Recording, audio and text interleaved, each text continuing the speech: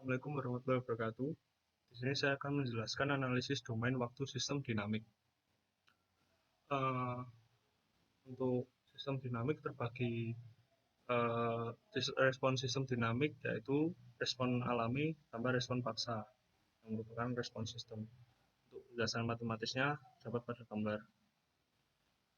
Respon transient. Respon transient merupakan sistem yang tidak pernah merespon inputnya secara tiba-tiba. Semakin banyak elemen dalam sistem kendali, semakin lambat respon transient. Ukuran cepat atau lambat respon transient berbeda-beda tergantung sinyal yang diproses dan tipe peralatannya. Sistem kendali harus memiliki respon transient secepat mungkin dengan energi serendah mungkin. Yang kedua ada steady state. Steady state merupakan kondisi terakhir sistem.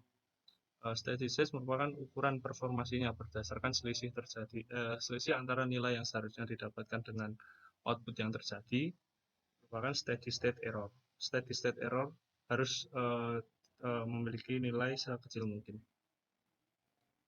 Transient response analysis of first order system. Kita memasuki step response of first order system. Step response of first order system merupakan sinyal yang masuk ke dalam sistem secara tiba-tiba. Diambil contoh dari thermal system termometer merkuri dengan dinding kaca tipis. Termometer diasumsikan memiliki suhu lingkungan theta bar derajat Celcius dan pada T 0. Lalu termometer dicelupkan ke dalam air dengan temperatur theta bar plus theta B derajat Celcius. Theta B merupakan selisih antara bak dan temperatur ambien.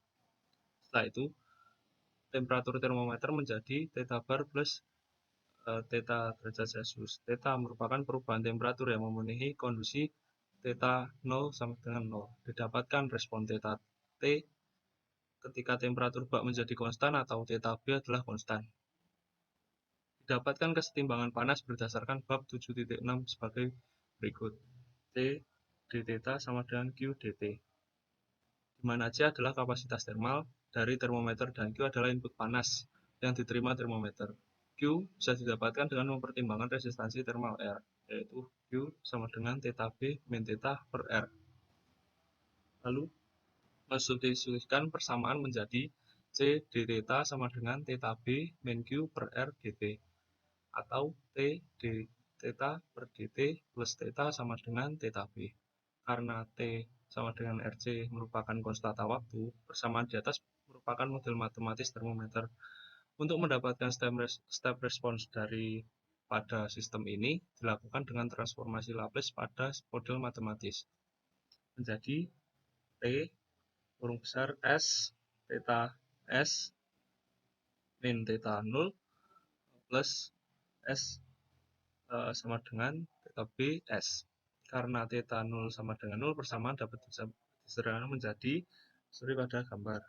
Lalu didapatkan persamaan turunan menjadi ini dan dilakukan inverse transformasi Laplace theta T sama dengan 1 min E pangkat min T per T, T kecil per T besar, dikalikan theta B. Ini merupakan grafik gambar penjelasan dari step response atau respon anak tangga. Yang kedua ada RAM response of first order system. Sinyal yang masuk ke dalam sistem yang berubah merupakan sinyal yang masuk ke dalam sistem yang berubah secara linear terhadap waktu. Jika sinyalnya disebut unit ramp atau Ya baik, perkenalkan nama saya Kholis Vandra Irawan, NIM I04190076. Di sini saya akan menjelaskan mengenai analisis respon transient dari suatu sistem second order. Nah, untuk yang pertama kita memiliki getaran bebas tanpa redaman. Nah, di sini kita memiliki sistem mekanik dengan skema seperti yang ada di gambar ini. Nah, ketika masa M ini kita tarik sejauh X0 ini artinya kita tarik sejauh X pada T sama dengan 0 dan dilepas dengan kecepatan awal X dot 0, maka kita memiliki model matematikanya yaitu mx double dot plus kx sama dengan 0. Nih. Nah, ketika model matematika ini kita transformasikan Laplace Ini akan menjadi persamaan yang di bawahnya ini. Bentuk ini dapat kita sederhanakan karena kita memiliki XS. Di sini bisa kita kelompokkan yang memiliki XS yaitu MS kuadrat plus K. Dan di sini ada di sebelah kiri ada bagian yang bertanda negatif, dan ini bisa kita pindah ke kanan sehingga membentuk yang bentuk positif. Nah, ketika kita sudah memiliki bentuk yang ini, kita selesaikan untuk mencari XS-nya sehingga menjadi Sx0 plus x dot 0 dibagi dengan S kuadrat plus K per M. Nah, dari bentuk ini bisa kita modifikasi lagi bentuknya menjadi seperti yang ada di sebelah kanannya ini untuk memudahkan kita membuat inverse-nya. Nah, dari persamaan yang terakhir ini tadi, ketika kita inverse-kan, maka akan menjadi bentuk respon yaitu xt, fungsi xt, di mana fungsinya yaitu x dot 0 dikali akar M per K sin akar K per MT plus X0 dikali cos akar K per MT. Nah, di sini ketika kita memiliki massa yang M sebesar M ini, kita lepas dengan kecepatan awal sama dengan 0, yaitu X dot 0-nya ini sama dengan 0. Ini kita beri nilai 0, maka respon dari gerakan xt ini akan menjadi suatu fungsi kosinus. Bentuk sederhananya menjadi xt sama dengan x0 cos akar k per m dikali t. Nah, untuk jenis yang kedua di sini ada getaran bebas dengan redaman viskos. Nah, di sini kita memiliki sistem mekanik dengan model yang hampir mirip dengan yang tadi, namun di sini kita memiliki peredam dengan koefisien redaman B, sehingga model matematikanya menjadi mx double dot plus bx dot plus kx sama dengan 0. Nah, ini bisa kita ubah bentuknya menjadi ms kuadrat plus bs plus k sama dengan 0, di mana kita bisa mencari nilai S itu dengan ini mirip dengan rumus ABC, yaitu minus B plus minus akar B kuadrat minus 4MK per 2M. Berarti ini S1 dan 2 ya. Nah, dari rumus ini kita bisa mempunyai 3 karakteristik di mana ketika kita memiliki B kuadrat kurang dari 4MK, ini kita memiliki sistem underdamped. Dan ketika kita memiliki B kuadrat sama dengan 4MK, di sini kita memiliki sistem critically damped, dan ketika B kuadrat lebih dari 4MK, kita memiliki sistem yang disebut overdamped. Nah, selain itu kita juga memiliki istilah lain di mana omega n ini nilainya sama dengan akar K per M. Omega n ini merupakan undamped natural frequency dalam satuan radian per second. Selain itu kita juga memiliki zeta. Di sini zeta merupakan rasio redaman, di mana ini merupakan perbandingan antara nilai redaman aktual dibandingkan dengan nilai redaman kritikal. Besarnya yaitu B per 2 akar Km. Nah, dengan dua term yang kita miliki ini, kita ubah model matematika yang kita miliki tadi menjadi persamaan ini. X double dot plus 2 zeta omega n X dot plus omega n kuadrat X sama dengan 0. Di sini kita juga memiliki 3 karakteristik lagi, di mana ketika zeta memiliki nilai lebih dari 0 namun kurang dari 1, ini kita sebut sebagai underdamped system. Ketika zeta sama dengan 1, kita sebut dengan critically damped, dan ketika zeta lebih dari 1, kita sebut sebagai overdamped system. Nah, untuk selanjutnya yaitu penentuan rasio redaman secara eksperimental. Nah, di sini untuk menentukan damping rasio atau rasio redaman dan damped natural frequency dari suatu sistem, secara eksperimen ini kita membutuhkan rekaman dari damped osilasi, di mana kita katakanlah memiliki grafik osilasi seperti yang ada di sebelah kanan atas ini.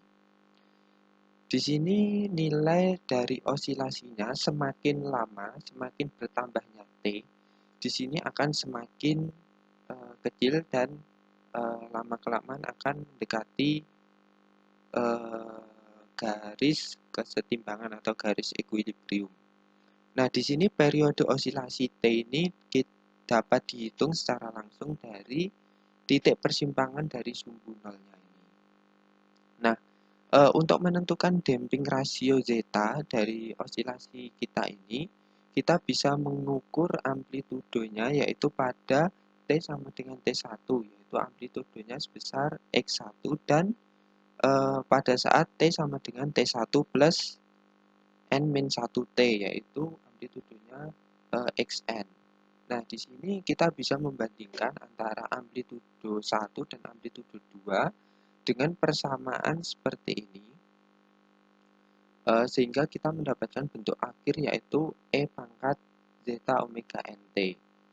Nah, ketika kita membandingkan X1 ini dengan Xn, kita memiliki bentuk akhir yaitu E pangkat N-1 zeta omega nt. Nah, di sini kita juga memiliki penurunan secara logaritmik karena osilasi kita ini kan semakin lama semakin berkurang. Dan ini dapat kita modelkan secara logaritmik yaitu menjadi ln X1 per X2. Dan seterusnya ini berdasarkan persamaan yang ada ini sehingga kita mempunyai bentuk 2 pi zeta per akar 1 min zeta kuadrat. Nah, dari bentuk penurunan logaritmik ini bisa kita tentukan nilai dari zeta sendiri, yaitu menjadi bentuk terakhirnya ini.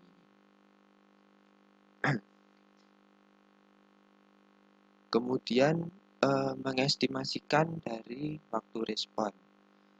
Nah, di sini kita memiliki sistem mekanik seperti yang ada pada getaran bebas dengan redaman viskos tadi. Nah, di sini ketika massa dari sistem mekanik ini disimpangkan X0 dan dilepaskan tanpa kecepatan awal, maka responnya itu menjadi sebagai berikut.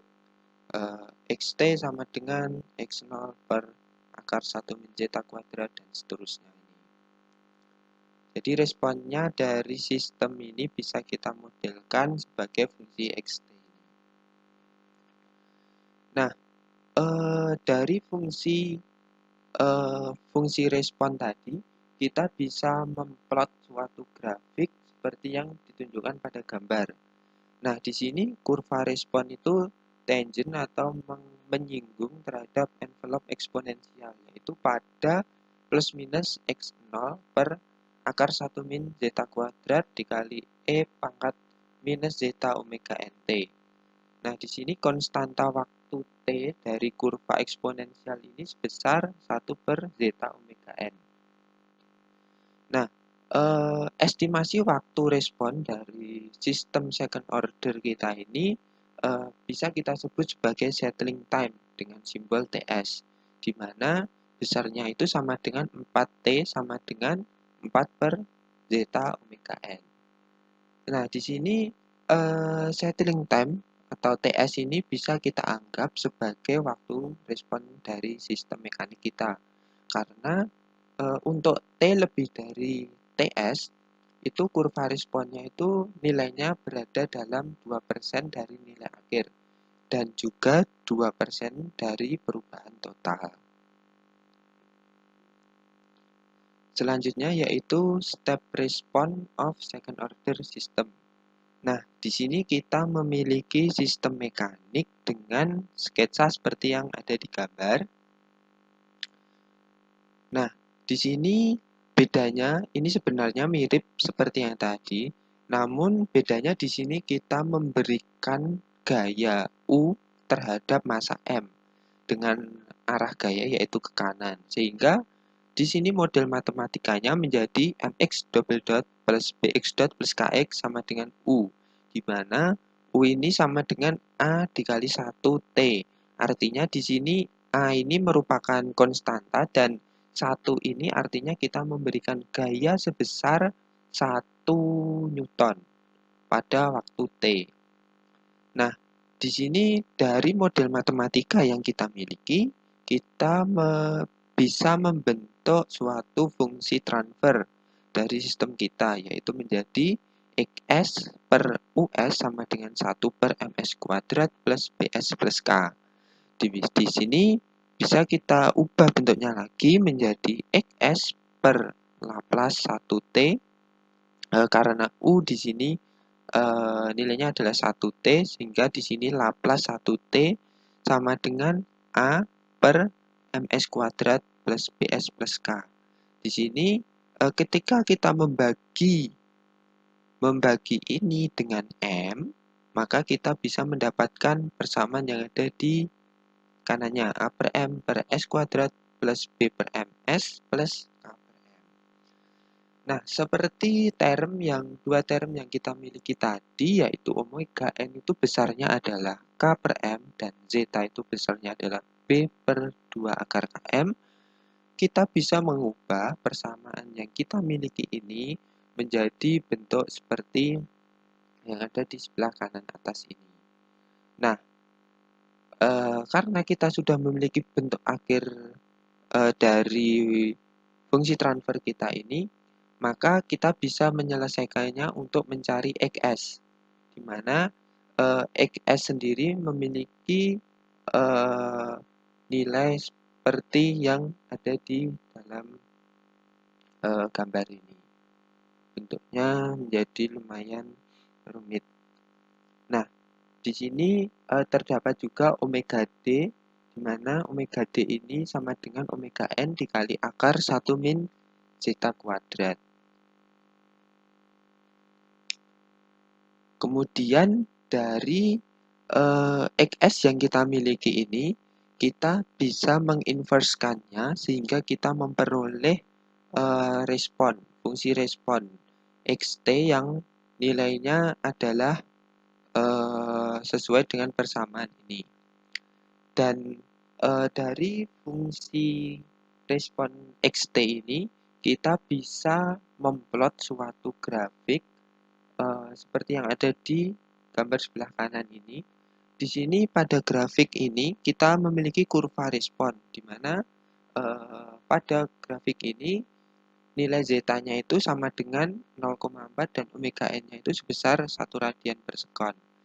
Nah, kurva respon ini dimulai dari x0 itu sama dengan 0 dan sampai dari x tak hingga yang nilainya sendiri sama dengan A per M omega N kuadrat.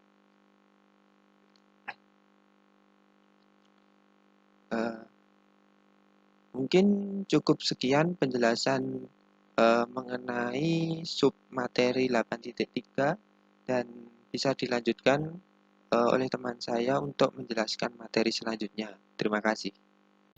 Perkenalkan, nama saya Rohim Ezra Jasa, NIM 04190085. Di sini saya akan menjelaskan subbab dari bab 8, tepatnya bab 8.4, yaitu Transient Response Analysis of Higher Order System. Sebelum masuk ke bab 8.4 ini, saya akan menjelaskan mereview sedikit tentang subbab sebelumnya, yaitu yang pertama, kita review dulu first order system. Di sini kita mempunyai sebuah sistem termometer dan bak mandi, yang dimana kita disuruh untuk mencari theta T ketika kita tahu bahwa temperatur di bak itu adalah konstan, theta B-nya ini konstan. Jadi yang pertama kita harus mencari mathematical modelnya. Kita tahu bahwa mathematical modelnya adalah C delta theta itu sama dengan Chi delta T. Kemudian kita masukkan rumus persamaan generalnya, Chi sama dengan theta B min theta. per R, di mana Xi dikali R ini sama dengan T besar ya. Jadi Xi itu kalor, sedangkan C itu kapasitansi. Jadi persamaan ini dan ini kemudian kita substitusikan menjadi persamaan di bawah ini C D theta sama dengan theta B min theta per R delta T. Sehingga setelah kita uraikan dan kita pindahkan ruasnya, kita mendapatkan C dikali R ini sama dengan T, sedangkan d theta per dt ditambah theta kita pindah ruas di kiri, dan theta B-nya kita pindah ruas di kanan. Sehingga kita peroleh persamaannya menjadi seperti ini. Kemudian setelah ini kita laplaskan, kita transformasikan menjadi dengan transformasi Laplace.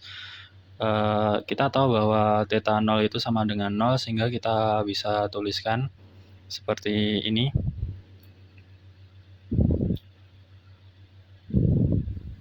Kita tuliskan seperti ini, dan kita tahu kalau theta 0-nya itu sama dengan 0, sehingga kita bisa tuliskan seperti ini. Dan karena theta B-nya konstan, maka Laplace-nya adalah theta B per S. Jadi kita tahu bahwa kita transformasi Laplace dari bentuk ini. Selanjutnya akan menjadi seperti ini ya. Ini kok bisa seperti ini? Ini sudah kita bahas di bab 2. Selanjutnya dari persamaan transformasi Laplace linear ini bisa kita inverskan menjadi seperti ini. Sehingga kita dapatkan theta T-nya itu sama dengan 1 min E pangkat minus T kecil per T besar dikali theta B. Selanjutnya review yang kedua yaitu second order system. Di sini kita mempunyai spring mass, sebuah mekanisme massa yang digantung pada sebuah pegas. Jadi ketika massa ditarik sejauh x0, dan dilepas dengan kecepatan awal x.0, maka model matematikanya bisa kita tuliskan seperti ini. Ini sudah kita bahas di bab sebelumnya juga, yaitu kita tuliskan mx double dot plus kx sama dengan 0. Kemudian dari persamaan ini kita bisa transformasikan ke transformasi Laplace menjadi persamaan ini.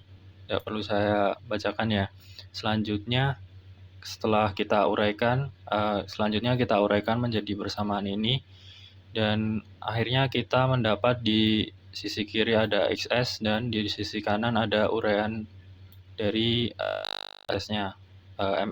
ms kuadrat plus k ini dipindah ke sisi kanan sehingga kita peroleh persamaan seperti ini. Nah, dari persamaan ini kita buat linear Laplace-nya sehingga kita peroleh persamaannya menjadi seperti ini, dan setelah kita peroleh persamaannya seperti ini, kita bisa mencari inverse transformasi Laplace-nya untuk mendapatkan respons dari xt-nya. Jadi kita inversekan persamaan di sini sehingga kita peroleh persamaan ini, dan ketika massa dilepas dengan kecepatan awal 0, x.0-nya itu sama dengan 0, maka di persamaan ini bisa kita abaikan ya. Jadi ketika pada kecepatan awal T sama dengan 0-nya, maka kita bisa tuliskan hasilnya xt itu sama dengan x0 dikali cos akar dari k per m dikali t. Ini pada saat kecepatan awal. Ketika t-nya itu tidak sama dengan 0, maka kita harus menginputkan persamaan yang di sisi kiri ini. Kemudian kita masuk kepada materi kita yaitu 8.4 higher order system. Di sini kita punya persamaan sederhananya ya. Jadi model matematikanya yaitu bisa dilihat seperti ini. Saya kira tidak perlu saya bacakan, di mana n-nya itu lebih besar dari 2. Jadi n-nya itu seharusnya 3 atau lebih.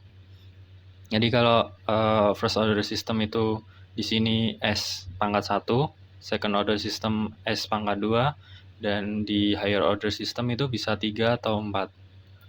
3 atau 4-nya.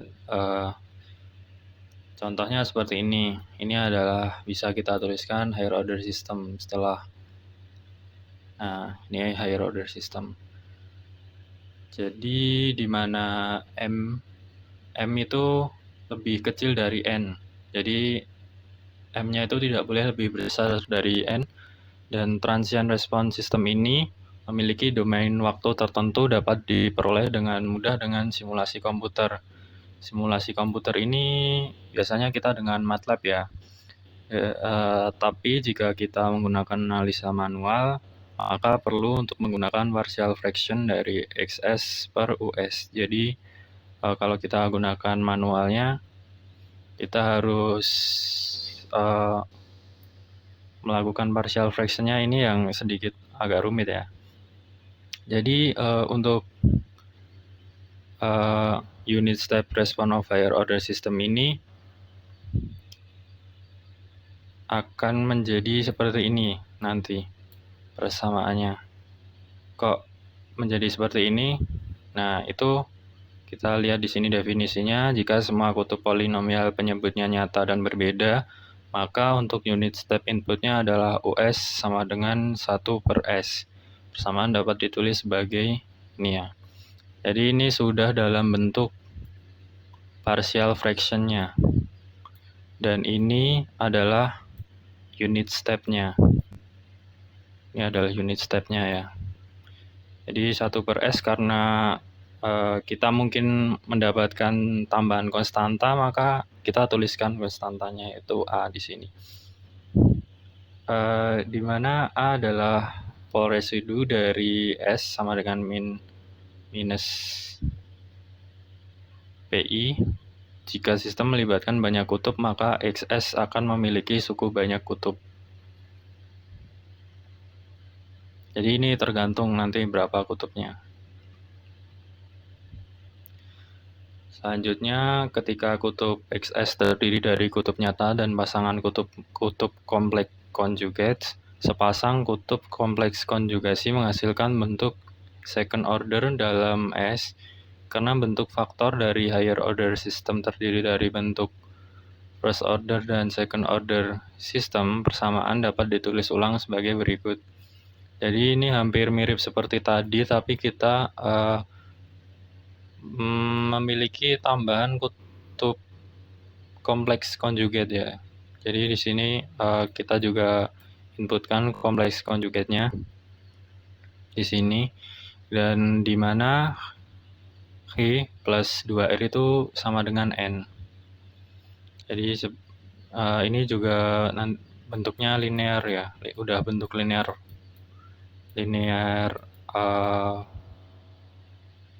Laplace. Jadi ini sudah bentuk partial fraction-nya. Nah, jika beberapa kutub XS adalah banyak kutub, maka XS harus berbentuk banyak kutub. Respons dari higher order system terdiri dari sejumlah fungsi sederhana yang ada pada respon dari first and second order system. Dari persamaan di atas, dari unit step response XT, inverse Laplace berupa XS adalah sebagai berikut. Dari persamaan ini bukan ya, ini seharusnya slide selanjutnya. Jadi dari persamaan sebelumnya, kalau tanpa kompleks conjugate, dari unit step response XT, inverse Laplace berupa XS-nya bisa kita tuliskan seperti ini. Jadi ini sudah bentuk inverse Laplace ya. Ini sudah bentuk inverse Laplace dan sudah kita ketahui XT-nya. Nah, sedangkan inverse transformasi Laplace dari persamaan kedua, persamaan yang ada kompleks conjugate-nya, itu bisa kita tuliskan seperti ini. Jadi ini juga sudah bentuknya inverse Laplace, dan kita sudah tahu xt-nya. Jadi bisa ini adalah biasanya tahap terakhir ya. Kalau kita mencari xt ini sudah tahap terakhirnya. Jadi rumusnya bisa dituliskan seperti ini, di mana t itu lebih besar dari 0, sudah jelas ya, karena transformasi Laplace. Dan kurva respons dari higher order system adalah jumlah dari kurva eksponensial dan kurva sinusoidal teredam. Jika kutub XS melibatkan banyak kutub, maka XT harus memiliki suku banyak kutub yang sesuai. Jadi XS-nya itu berapa kutub, XT-nya itu juga berapa kutub, harus sesuai. Nah, di sini kita punya, misal kita ada dua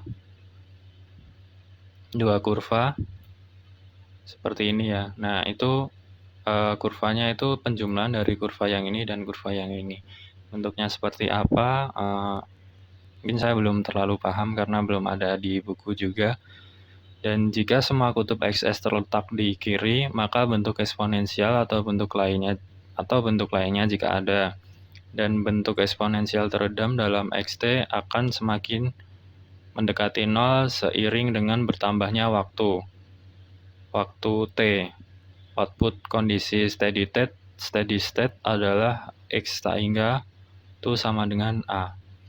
Jadi ketika T-nya itu mendekati 0 atau limit tak hingga, maka si ininya itu akan semakin mendekati 0 sampai ketika kita tuliskan X tak hingga, maka bisa kita anggap ini adalah 0 sehingga XT-nya itu X tak hingga itu sama dengan A. Ini ketika kondisi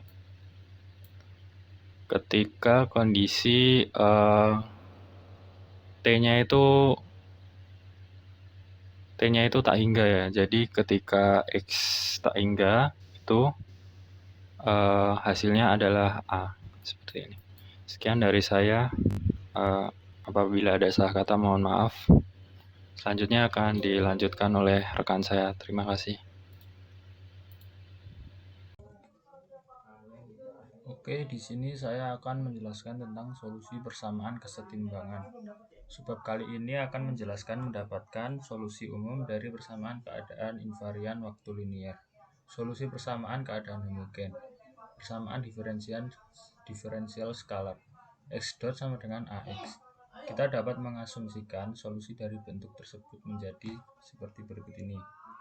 Kemudian kita substitusikan ke persamaan awal. Kemudian nilai B0 diubah dengan mengganti T0 sama dengan 0, maka X0 sama dengan B0. Maka persamaannya yang diperoleh menjadi XT sama dengan dalam kurung 1 plus AT plus 1 per 2 faktorial A kuadrat T kuadrat ditambah titik tambah 1 per K faktorial A pangkat K T pangkat K sama dengan seterusnya. X0 sama dengan E pangkat AT X0. Kemudian eksponensial matriks. Dapat dibuktikan bahwa matriksnya eksponensial jika E pangkat AT sama dengan jumlah total dari K sama dengan 0, A pangkat K, T pangkat K per K faktorial dari sebuah N kali N matriks A konvergen mutlak untuk semua terbatas T. Maka disarankan menghitung menggunakan aplikasi supaya lebih mudah. Karena konvergensi dari deret tak hingga jumlah total dari K sama dengan 0, A pangkat K, T pangkat K per K faktorial, deret bisa dibedakan istilah demi istilah memberi seperti berikut ini. Kemudian pendekatan transformasi Laplace untuk solusi persamaan keadaan homogen. Pertimbangkan dulu kasus skalarnya. X dot sama dengan AX. Lalu transformasi Laplacekan dari persamaan di atas. akan diperoleh Sx dalam kurung S min X0 sama dengan AXS, di mana XS sama dengan Laplace X. Maka XS sama dengan X0 per S min A sama dengan S min A min 1 X0. Transformasi inverse Laplace dari persamaan di atas adalah Xt sama dengan E pangkat AT X0. Pendekatan di atas untuk penyelesaian persamaan diferensial skalar homogen dapat diperluas ke persamaan keadaan homogen. X dot T sama dengan AXT, Sx dalam kurung S min X0 sama dengan AX dalam kurung S. Si min A, XS sama dengan X0, XS sama dengan Si min A inverse X0, Xt sama dengan Laplace inverse Si min A inverse X0. Maka Xt sama dengan E pangkat AT X0. Kemudian matriks keadaan transisi. Kita dapat menulis solusi dari persamaan keadaan homogen. X dot sama dengan AX sebagai Xt sama dengan Pt X0, di mana Pt adalah n kali n matriks dan maka solusinya Pt sama dengan A Pt, P0 sama dengan I. Transformasi inverse Laplace dari persamaan di atas adalah Pt sama dengan E pangkat AT Laplace inverse Si min A inverse. Solusi persamaan keadaan tidak homogen. Pertimbangkan dulu kasus skalar. X dot sama dengan AX plus BU. X sama dengan N min vektor, U sama dengan R min vektor, A N XN konstan matriks, B N XR konstan matriks. X dot T min AXT sama dengan BUT. Lalu kedua sisi dikalikan dengan E pangkat AT, maka hasilnya seperti ini. Mengintegrasikan persamaan sebelumnya antara 0 dan T diperoleh E min AT XT sama dengan X0 plus integral T0 E A T BUT dan DT. Persamaannya bisa ditulis Xt sama dengan Pt X0 tambah integral T0 Pt min tau bu tau dt. Pendekatan transformasi Laplace ke solusi persamaan keadaan non-homogen. Solusi dari persamaan keadaan tidak homogen X dot sama dengan AX plus BU juga dapat diperoleh dengan pendekatan transformasi Laplace. Hasil transformasi Laplace dari persamaan terakhir ini Sx dalam kurung S min X0 sama dengan AX dalam kurung S plus BU dalam kurung S, atau Si min A X dalam kurung S sama dengan X0 plus BU dalam kurung S. Kalikan kedua sisi dengan Si min A min pangkat min 1 diperoleh Xs sama dengan Si min A pangkat min 1 X0 plus Si min A pangkat min 1 BU dalam kurung S. Lalu transformasi Laplace persamaan di atas menjadi seperti berikut ini. Transformasi inverse Laplace yaitu Xt sama dengan E pangkat AT X0 ditambah integral T0 E pangkat A T min to BU to dt. Solusi dalam Xt0. Sejauh ini kami mengasumsikan waktu awal menjadi 0. Namun jika waktu awal diberikan oleh T0 dan bukan 0, maka persamaan harus dimodifikasi menjadi seperti berikut ini. Solusi analitis untuk respon langkah sistem dalam bentuk keadaan ruang. Xt sama dengan E pangkat AT X0 tambah E pangkat AT A min 1 dalam kurung I min E pangkat A min T dalam kurung B sama dengan E pangkat AT X0 tambah A pangkat min 1 dalam kurung E pangkat AT min I dalam kurung B. Sekian, terima kasih.